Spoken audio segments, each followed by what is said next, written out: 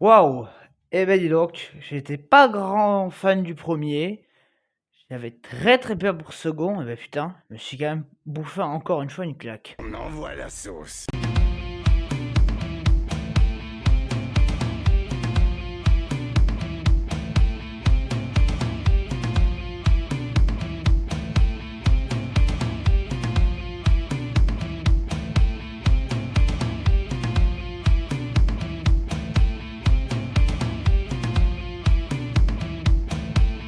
Bonjour à tous, c'est Nintendo Bros. Aujourd'hui, on se retrouve pour parler de Gladiator 2. Et oui, ça y est, je l'ai vu, parce que bon, il est sorti depuis quoi? Une semaine à peu près, voilà. Donc oui, je l'ai enfin rattrapé. Et demain, je vais aller me mater. On aurait dû aller en Grèce, qui lui aussi est sorti le même jour que Gladiator.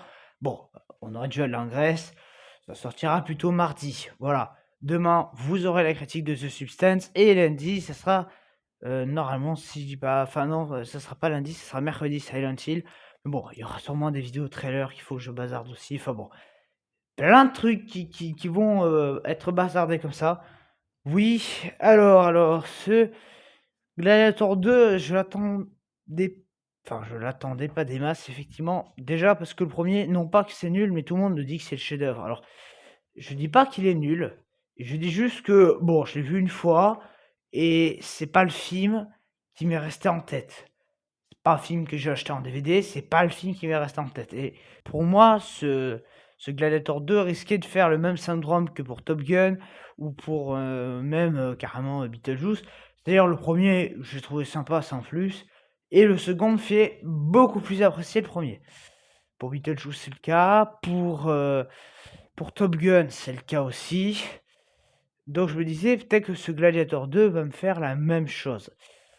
Alors, j'ai quand même un peu revu des bouts du film et j'ai galéré déjà parce que le film dure 3 heures, hein, le premier. Donc c'est un peu long. Puis je trouve que c'est un film qui a très mal vieilli. Le film, il a vieilli de chez vieilli. Et c'est dommage parce que le film en soi est vraiment très bon, mais il a trop vieilli Gladiator 1. Enfin, pour moi maintenant, t'as la rétine qui crame devant ton film, devant ce Gladiator 1. Et c'est vrai que, parce qu'à l'époque, c'était au numérique, à l'époque, on mettait pas des 400 millions ou je sais pas combien de dollars dans un film, voilà. Là, Gladiator 2, 300 millions de dollars, juste budget pour faire le film. On parle pas de la communication qui, allez, on va dire 350 millions de dollars. Et j'ai déjà peur que ça soit un flop parce qu'au cinéma, en gros, pratiquement 2 semaines, allez, on va dire une semaine et demie, le film n'a fait que environ 100 millions de dollars. Ah, on se dit c'est bon, mais je le rappelle que notre ami Venom, en une seule semaine, avait fait 300 millions de dollars. Voilà, c'est vrai que j'ai un petit peu peur pour le Gladiator que ça fasse un bide. Pourtant, bon, c'est pas. J'aime bien Venom, mais en termes de spectacle, on est d'accord qu'un Gladiator va plus proposer un super grand spectacle, va plus proposer du grand spectacle, et derrière, tu as un grand scénariste, tout ça. Venom, bon, c'est. Quand tu y vas, tu poses ton cerveau, tu te marres un peu, tu as un film qui passe, tu passes pas un mauvais moment. Mais bon, déjà, Venom, c'est pas le film qui va te rester le plus en tête, on va être d'accord. Gladiator, c'est censé être un film beaucoup plus mémorable, tout comme Beetlejuice, par exemple. Voilà. Donc, voyons voir ce que vaut cette suite de Gladiator 2. C'est ainsi que rentre zéro. Tears on the mausoleum floor. Bloodstains the Colosseum doors. Les dieux ont parlé.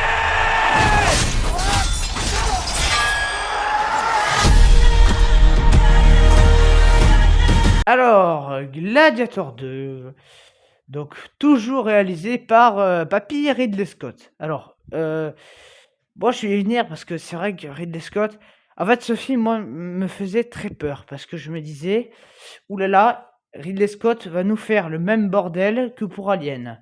Voilà. Je reviens sur un truc que j'ai fait et tu nous fais un truc tellement merdique qu'en fait t'en es à détester toute la licence. Par exemple, Alien Covenant et Prometheus, bon, c'est loin d'être des chefs-d'œuvre, hein. C'était de la grosse merde. Heureusement que Romulus est arrivé pour sauver le lot. Donc Gladiator, quand on m'a dit que c'était lui qui faisait le 2, je me suis dit: oh putain, qu'est-ce qu'il va nous faire encore?»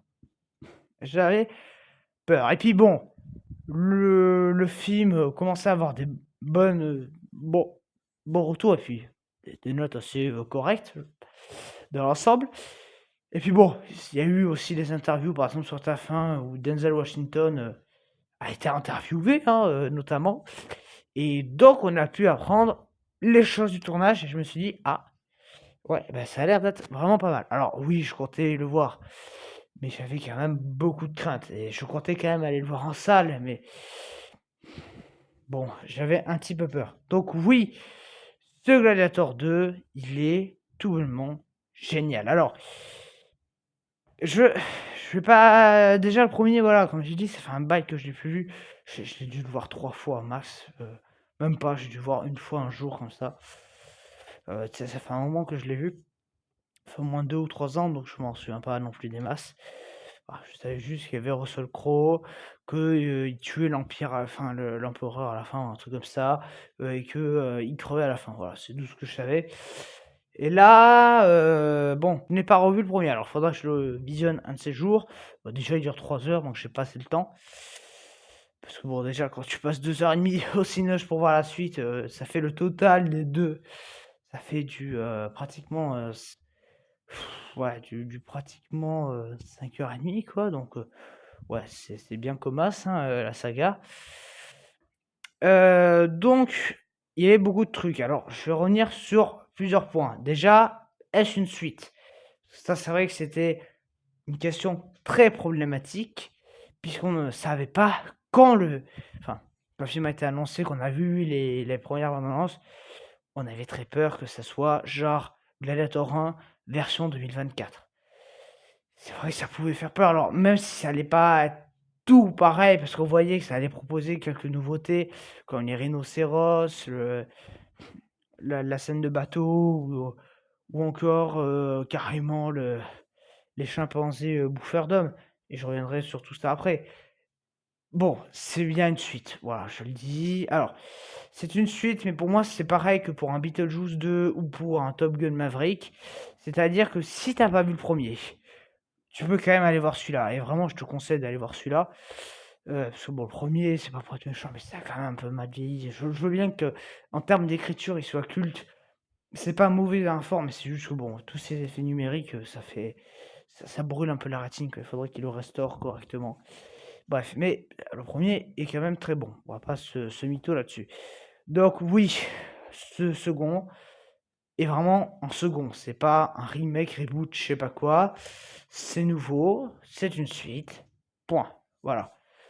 Alors qu'est-ce qui fait élément de suite? Parce que ça, je vais pas trop spoiler. Enfin, je ferai peut-être une mini partie spoil à la fin parce que j'ai 2-3 petits trucs à traiter, mais bon, grosso modo, il y a pas grand-chose de nouveau. Voilà. Enfin, en termes de suite, qu'est-ce que ça nous propose? En fait, ça va être avec oh, Lupa, un truc comme ça, bah, la fille qui était dans le premier et voilà, qui était avec Maximus, je crois. Et donc, Maximus, c'est le père de Lucius. Voilà. Et ouais, et le petit garçon, bah, c'est tout bonnement Paul Mescal, donc le héros du film. Voilà. Donc, oui, il y a vraiment une continuité. Et ça, par contre, c'est bien.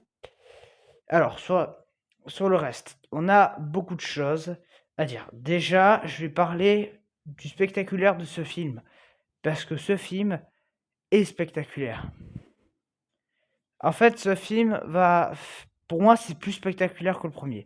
Je dis pas en termes d'écriture que le premier est nul, je dis juste qu'en termes d'action et de spectaculaire, celui-là propose bien plus que le premier. Et puis, c'est beaucoup plus visionnable aussi. Parce que oui, il y a quelques effets spéciaux un peu too much, hein, notamment les requins. Ouais, des requins.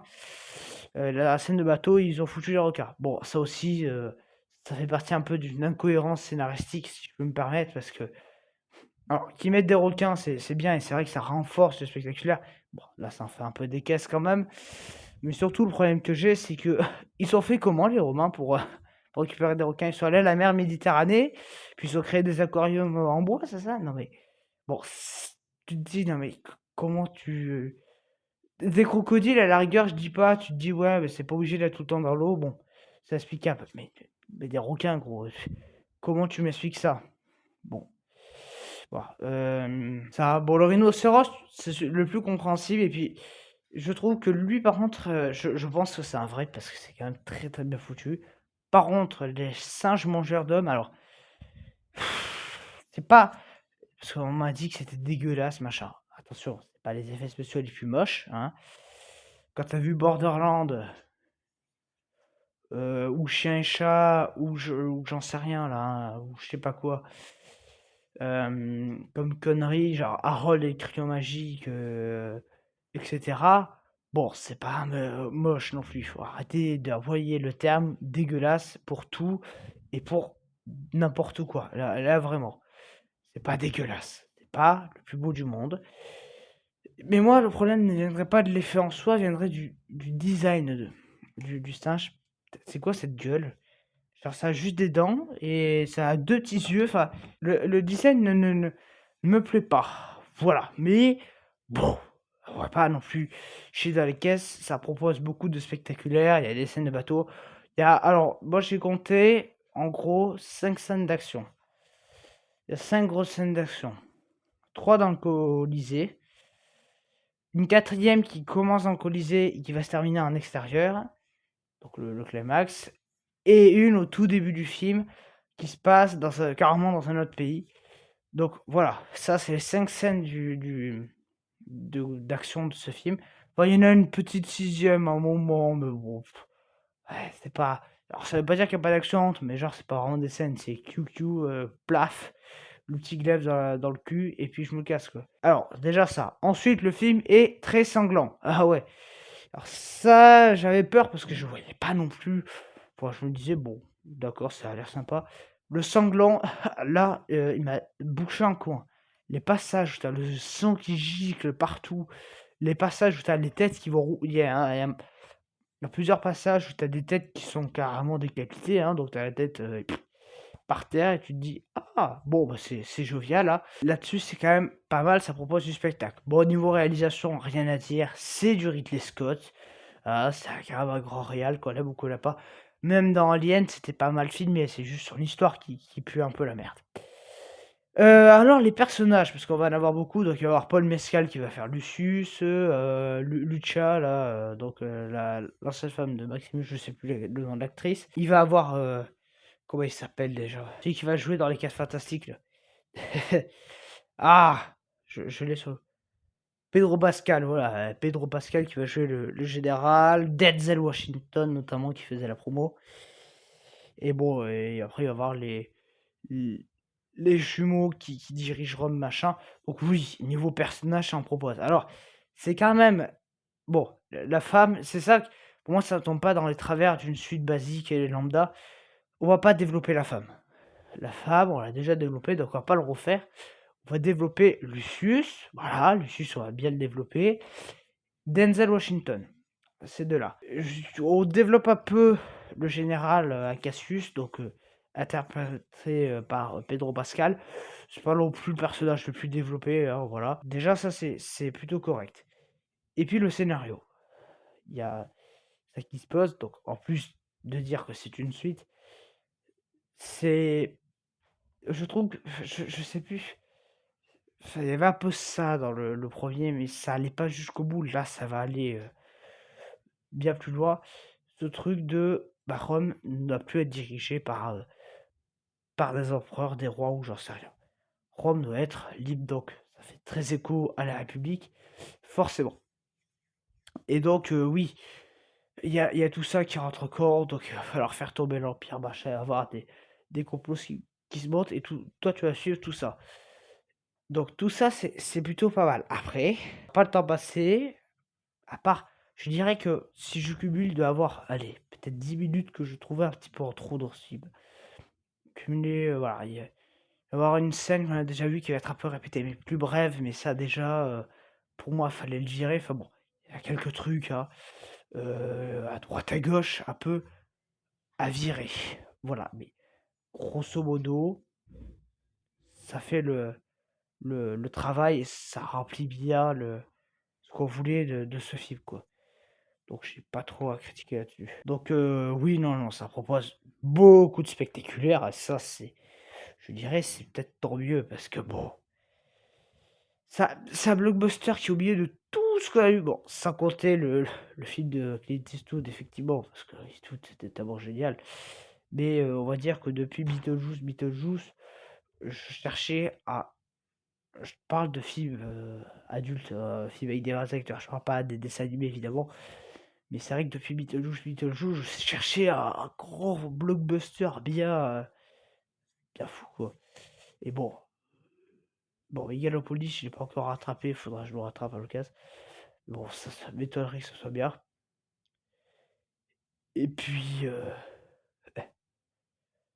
pense que, bon, c'est pas Venom, ni Joker, ni j'en passe hein, qui vont m'aider.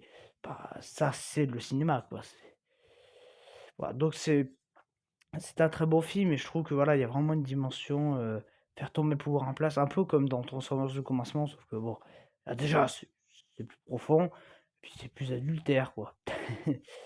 Et non, non, c'était vraiment génial. Donc je lui mets, la note de 10/10.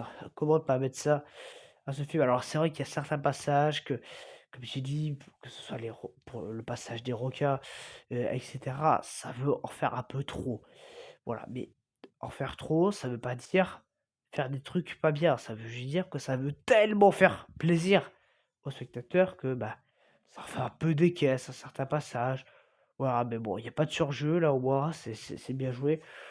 Donc voilà, 10/10, allez-y, vraiment allez-y, bon, je veux mon Gladiator 3 moi. Ouais, et alors d'ailleurs aussi le début du film, ça rappelle vite fait le premier film un peu en dessin, un peu comme, le logo de boîte de production de Ridley Scott, voilà. Puis alors l'apparition du titre, moi j'adore, t'as le Gladiator, t'as le I qui se sépare en 2 pour faire, 2 I. On va dire: «Eh attends, c'est Gladiator 2 hein». Donc voilà, c'était sympa, j'ai vraiment bien aimé. C'est vrai que c'est un peu long, hein, 2h30, alors je dis pas que j'ai pas vu le temps passer devant ce film. Quand je dis, il y a peut-être au moins 5 minutes que tu pouvais virer, à droite à gauche, il y avait, bien des petits trucs à gratouiller parce que bon, ça cherche un peu trop. Voilà, mais vraiment, que dire de mal sur ce film? Voilà. Ah si, petit bémol, la BO. Eh ouais. Alors ça, c'est vrai que la BO, c'est moins grandiose que le premier, mais elle est quand même pas mal. Donc voilà, donc oui, 10/10, absolument mérité. Allez, on passe en partie spoil. C'est ainsi que Rome traite ses mots. Tears on the mausoleum floor. Bloodstains the Colosseum doors. Les dieux ont parlé.